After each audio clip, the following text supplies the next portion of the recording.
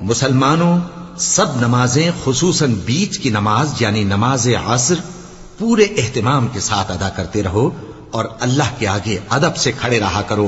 फिर अगर तुम खौफ की हालत में हो तो प्यादे या सवार जिस हाल में हो नमाज पढ़ लो।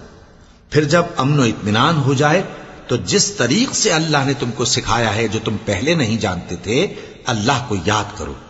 और जो लोग तुम में से मर जाएं और औरतें छोड़ जाएं, वो अपनी औरतों के हक में वसीयत कर जाएं कि उनको 1 साल तक खर्च दिया जाए और घर से न निकाली जाए।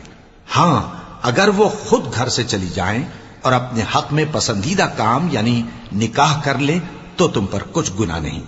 और अल्लाह जबरदस्त है, हिकमत वाला है। और मुतल्लका औरतों को भी दस्तूर के मुताबिक नान नफका देना चाहिए। परहेजगारों पर यह भी हक है। इसी तरह अल्लाह अपने अहकाम तुम्हारे लिए बयान फरमाता है ताकि